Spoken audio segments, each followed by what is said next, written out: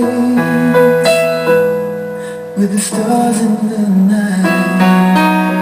There are times when I just want to feel your embrace in a cold night. I just can't believe that you are mine now. You were just a dream that I once knew. Never thought I would be right for you.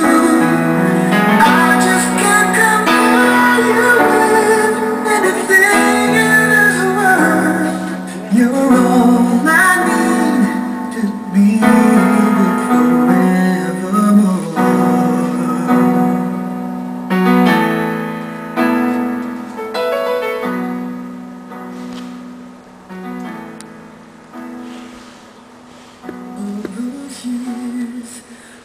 Hi babe, gusto ka dyan? Sa mga kasama mo dyan, istorbohin ko lang yung party nyo dyan. Magbibigay lang ako ng konting message sa mga kasama mo dyan. How our romantic love story began. And sa'yo, magbibigay din ako ng konting message para sa'yo. So, yung relationship po namin ni Babe noon, Salve, nag-start po to because our relatives, yung auntie niya, and then yung auntie ko po ay mag-best friend since high school at hanggang ngayon po. And then, kami naman po ni Salve, naging teenage friend hanggang sa nagkaibigan. So, nakilala ko po siya way back 1998 or 1988 or 87. Second year high school ako and then siya elementary, no? 2 years ang agwat ko sa kanya eh. So, tukso-tukso ng mga relatives namin, yung parents ko, pabor sa kanya, and then yung mga, si Babe, close sa mga pinsan ko. Especially sa mga dalawa kong kapatid, halos siya yung naging nagtuturo, mga ganito. And then, kami naman those day hindi kami close eh. Pero yung mga, pag nakikita nila kami nag-uusap, parang binabagay-bagay ba kami, ganun. Para love team ba, gusto nila kami maging love team eh. And then, yung may mga time na iniirapan niya ako, hindi ko alam kung bakit. And then, ako naman may pagka-antipatiko. Siya yung may pagka-mataray. Pero pag nag-usap naman kami, okay naman eh. Parang kami na. Tapos naghihiyawan yung mga kisa namin, kung kami na daw ba, kanyang sitwasyon. And then, may mga times na minsan tinatanong ako ng mother ko kung kami na daw, pero hindi pa naman. Mga bata pa kami, wala pa sa isip namin yun. And then, after 1989, when I was in 4th year high school, second year siya. And then, nagkahiwalay kami. Sa isa na ako kayo, ninenervous ako. Nagkahiwalay po kami. After how many years yun, and hindi kami nagkita. Pero yung friendship po namin, nandun pa rin. And then, nagkaroon ulit po kami ng chance na magkita nung ma-invite po yung auntie ko na kinuhang ninang dun sa baby ng auntie niya, si Auntie Vivian, no? Ninang din po siya doon. Tapos ako po bodyguard po ng auntie ko. Tapos po noon doon po nagkita uli kami. Doon po sa bahay ng auntie niya, yung binyag po ng pamangkin niya, si Jones. May mga kaibigan siya doon na tinanong na rin po siya kung mag-ano daw ba kami. Tapos sabi ko, ano bang sinabi mo sa kanya? Sabi ni Salve, itanong daw sa akin. So, sabi ko, kung ano yung nakikita nyo, yun na yun. Pero sa amin dalawa, hindi pa kami nun ha. Hindi pa kami nun. Pero parang pag nag-usap kami, parang kami na. Yung there's something about our friendship eh. And then yung mga tito niya sabi, bagay daw kami. Ganun. So after that party, I asked her kung saan siya umuwi. So nagkaroon ako ng chance na nagkaroon po ulit ako ng chance na malaman ko saan siya tumitira, and then dalaw-dalaw sa dorm niya. Doon pala sa UE, doon pala siya nag-dorm sa UE. Pero how many times din kaming lumabas doon, kain sa labas, and then punta sa dorm nila.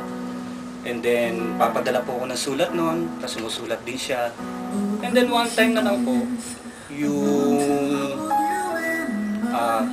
Christmas card po noon. Christmas card, bumalik po sa amin, so hindi ko po alam kung nasa noon. And then nagkahiwalay po kami, talagang hindi po maayon yung tadhana. Way back 1994 or 95, nagkaroon kami ng chance uling magkaroon ng communication, ano. Pero hindi na kami nagkita noon. Pumunta siya sa amin, nagkataon eh wala naman po ako. So kasama niya yung mga classmate niya, alam ko eh parang nagtinda po sila ng ano noon, ng kakanin, no? So sabi ng babe, correct babe, time wrong na lang pero alam ko kakanin eh. Tapos yun eh, nakita ulit siya ng mga kapatid ko.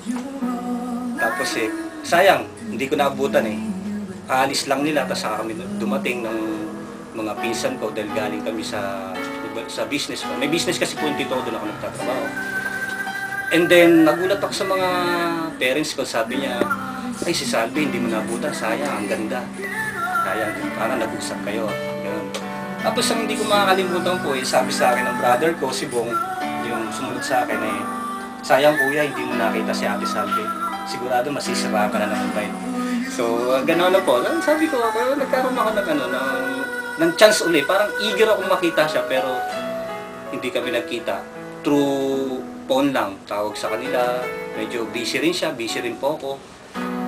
Tawag-tawag. And then one time, tumawag ako sa PLDT na pala siya nagtatrabaho noon. So, I asked her kung pwede siyang sunduin. Pumayag naman siya. So, because we're friends yung friendship po namin na hindi nawawala eh.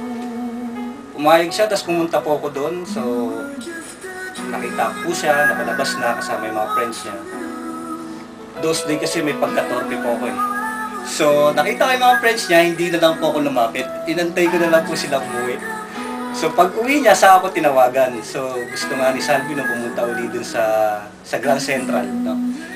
Kaya pupuntahan niya na lang ako. Kaya sabi ko, wag na, meron pa naman susunod na araw. So, yun. Communication ulit. Busy kami nun eh, kaya hindi kami ulit. And then, talagang hindi umain pa nun yung tadhana, yung panahon. So, nagkahiwalay po kami.